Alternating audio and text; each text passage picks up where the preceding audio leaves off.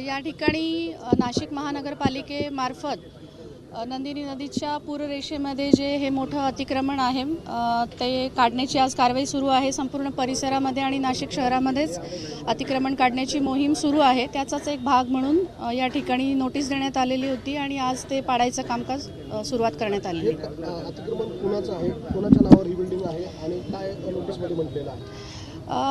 ही जी building आहे town planning विभागामार्फत श्री लोंढे यांच्या नावाने ही नोटीस आम्ही जारी केलेली आहे। पोलीस विभागामार्फत पण तक्रार प्राप्त झालेली होती, त्या अनुषंगाने त्यांना नोटीस देण्यात आलेली।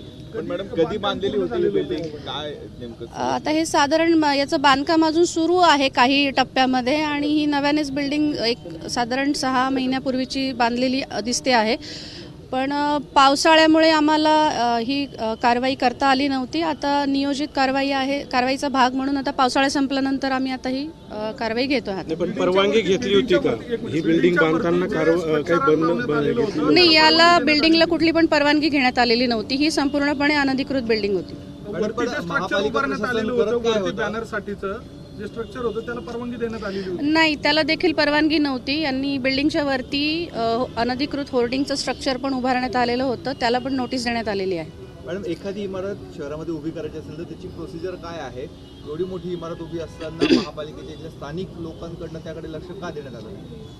नाही, याची रीतसर कायदेशीररित्या टाउन प्लॅनिंग विभागाकडे परवानगी घेतली जाते, त्यासाठी ॲप्लिकेशन केलं जातं। तसंही कुठलंही ॲप्लिकेशन आमच्याकडे करण्यात आलेलं नव्हतं आणि मालकी हक्काचे पण कुठलेही पुरावे आम्ही नोटीस दिल्यानंतर सादर करण्यात आलेले नाहीत।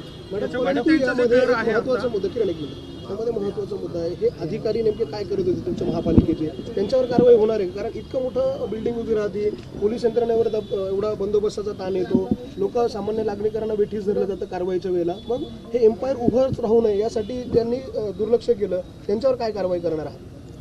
आणि आता आम्ही असं नियोजन करण्यात आलेलं आहे की जे अशा अनधिकृत बिल्डिंग शहरामध्ये सुरू आहेत किंवा उभे राहिलेले आहेत त्याचा एक आम्ही सर्वे करणार आहोत सविस्तर, आणि अशा सर्व शहरामध्येच आता पूर्ण कारवाई करण्यात येणार आहे। परंतु जे घर कारवाई करतात ती सिंहस्थला तुम्ही धरून ही कारवाई करतात ना, शहरातलं अनधिकृत शोधायचं? नाही, दोन्ही विषय आहेत। नियमित कार्यक्रम म्हणून पण ही कारवाई सुरू आहे आणि सिंहस्थ कुंभमेळ्याच्या अनुषंगाने सुद्धा रस्ते रुंदीकरण या अनुषंगाने सुद्धा ही कारवाई सुरू आहे।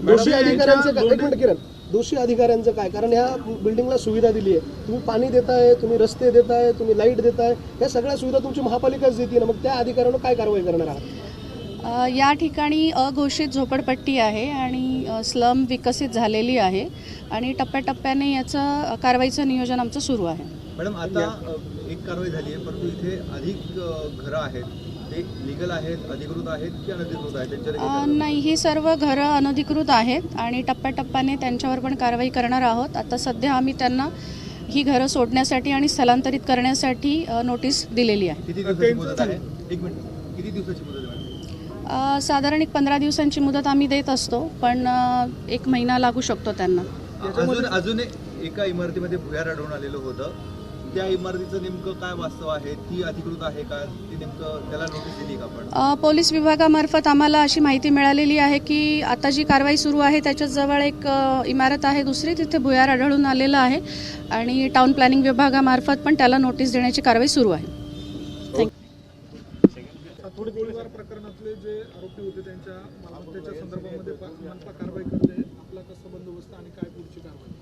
याच्या संदर्भामध्ये जसं मॅडमने आपल्याला सांगितलं की सातपूरमध्ये जो गोळीबाराचा प्रकार झाला होता आणि त्याच्यामध्ये प्रकाश लोंढे आणि त्यांच्या गँगच्या विरुद्ध जी काही कारवाई करण्यात आलेली आहे त्याचाच पुढचा भाग म्हणून त्यांनी जी अनधिकृत इमारत या ठिकाणी उभा केलेली होती त्याच्या संदर्भामध्ये पोलीस विभागाच्या विनंतीवरून महापालिकेने त्या ठिकाणी कारवाई केलेली आहे। या संदर्भामध्ये मॅडमनी पण जसं सांगितलं की अजून एक बिल्डिंग आहे त्या संदर्भात देखील पत्रव्यवहार करण्यात आलेला आहे आणि त्याची देखील पुढची कायदेशीर कारवाई केली जाईल आणि यापुढील कालावधीत देखील अशा पद्धतीनं ज्या ज्या गोष्टी अनधिकृत झालेल्या असतील त्याचा देखील त्या ठिकाणी मागोवा घेऊन तपासामध्ये जे निष्पन्न होईल त्याच्या आधारावरती पुढे देखील कारवाई केली जाईल। जे भुयार आतमध्ये सापडून आलं होतं त्याच्यामध्ये काय कारवाई केल्या जात होत्या ह्या टोळीकडनं, कशासाठी ते वापरलं जात होतं आणि त्यात काय सापडून आलेलं होतं? सकृतदर्शनी असं दिसलेलं आहे की त्या भुयारामधून आम्हाला 2 लोखंडी कुऱ्हाडी आणि 1 चाकू अशा पद्धतीचं त्या ठिकाणी मुद्देमाल मिळालेला आहे आणि सकृतदर्शनी अजून पण त्याविषयी कन्क्लुझिव्हली सांगता येत नाही कारण तसं कोणी तक्रारदार अद्यापर्यंत समोर आलेलं नाही। मात्र त्या ठिकाणी लोकांना दबावानं त्यांचं अपहरण करणे असेल किंवा त्या ठिकाणी त्यांच्या दबावानं जे काही गैरकृत्य करणं असेल अशा उद्देशांसाठी या पद्धतीच्या भुयाराचा वापर केला जात होता असं सकृदर्शनी आतापर्यंतच्या तपासात निष्पन्न झाले. यापूर्वी देखील लोंढ्यांच्या अशाच एका भुयारावर कारवाई अतिक्रमणावर तेव्हाही असंच भुयार सापडलं होतं. तेव्हा तक्रार होतीच की त्यामध्ये नेऊन मारहाण करण्यात आली होती एका इसमाला आणि त्यानंतर ते समोर आलं. आता पुन्हा भुयार निर्माण केलं जातं. नेमकी ही मोडच काय आहे भुयाराची?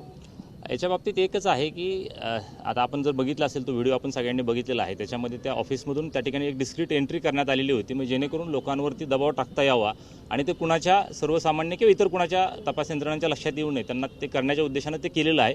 मात्र जे काही तपासामध्ये आतापर्यंत आपल्या समोर गोष्टी आलेल्या आहेत त्यानुसार त्याच्यावरती निश्चितपणानं कारवाई केली जाईल. सर, आता ज्या इमारतीवर कारवाई होत आहे त्या इमारतीचा काही अशा गुन्हेगारी घटनांचं वापरण्यासाठी वगैरे काही वापर झाला का? नाही, असं काही अद्याप समोर आलेलं नाही आहे. Okay, thank you. एबीपी माझा, उघडा डोळे बघा नीट.